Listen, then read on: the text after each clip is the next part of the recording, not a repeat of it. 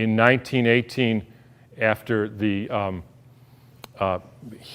biggest pandemic, the Spanish flu pandemic of 1918, Steiner was asked, what was this all about? And he said, well, viruses are simply excretions of a toxic cell. Viruses are pieces of DNA or RNA with a few other proteins. They bud out from the cell. They happen when the cell is poisoned.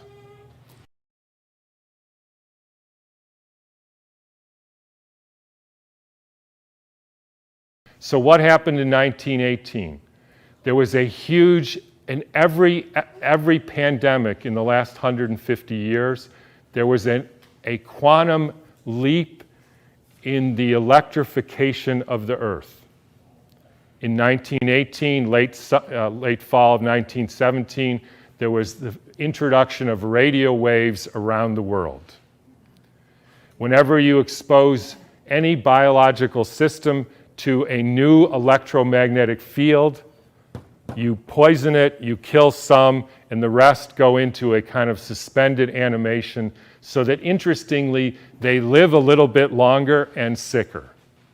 And then starts in World War II with the next pandemic with the introduction of radar equipment all over the Earth, blanketing the entire Earth in radar fields. First time humans have ever been exposed to that. In 1968, there was the Hong Kong flu, and it was the first time the Earth has a protective layer in the Van Allen belt, which essentially integrates the cosmic fields from the sun and the Earth, from the moon and Jupiter, etc., integrates that and essentially distributes that to the living beings of the Earth. And we put satellites emitting radioactive frequencies in the Van Allen belt. Within 6 months, we had a new viral pandemic.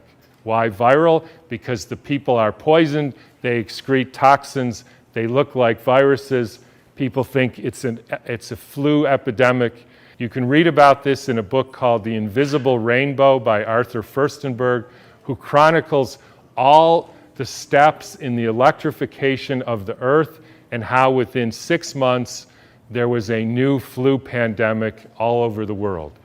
And when you hear the normal explanations, how did it go from Kansas to South Africa in 2 weeks? So the entire world got the symptoms at the same time, in spite of the fact that the mode of transportation was horseback and boats, and there's no explanation for it. They just say, we don't know how that happened.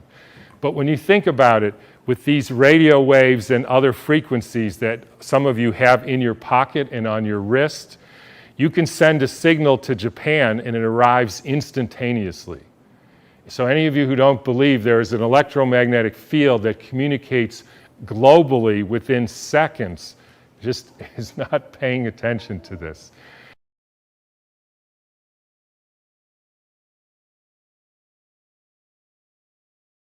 And I will only finish by pointing out that there has been a dramatic and quantum leap in the last 6 months with the electrification of the Earth.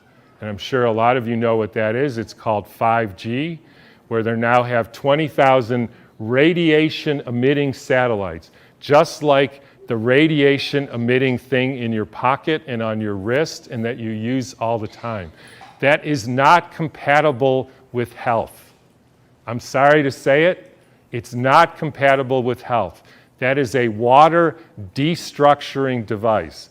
And for any of you who say, yeah, well, we're not electrical beings, we're just physical matter, then don't bother doing an EKG or an EEG or a nerve conduction test, because we are electrical beings and the chemicals are only the byproduct of those electrical impulses.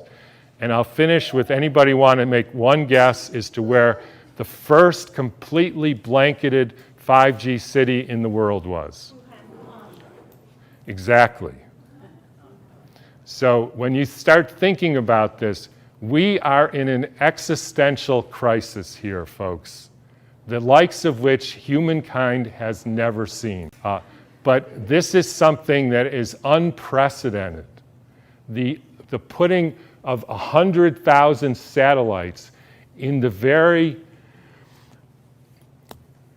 blanket of the Earth. And that is a perfect storm for the kind of deterioration of the species, which is what we're now experiencing. In times when there were no electrical currents, when the air was not swarming with electrical influences, we're talking 1917, it was easier to be human. For this reason, in order to be human at all today, it is necessary to expend much stronger spiritual capacities than was necessary a century ago. So I'll just leave you with whatever you can do to increase your spiritual capacities, because it's really damn hard to be a human being these days. So thanks for listening.